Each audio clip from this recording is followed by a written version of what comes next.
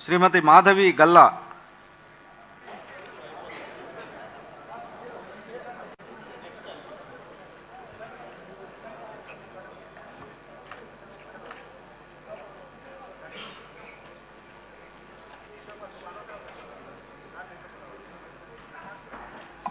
గల్లా మాధవి అనే నేను శాసనసభ సభ్యురాలిగా ఎన్నికైనందున శాసనం ద్వారా నిర్మితమైన భారత రాజ్యాంగం పట్ల నిజమైన విశ్వాసం, విధేయత చూపుతానని, భారతదేశ సార్వభౌమత్వాన్ని, సమగ్రతను కాపాడుతానని, నేను స్వీకరించబోయే కర్తవ్యాన్ని శ్రద్ధాశక్తులతో నిర్వహిస్తానని దైవసాక్షిగా ప్రమాణం చేస్తున్నాను.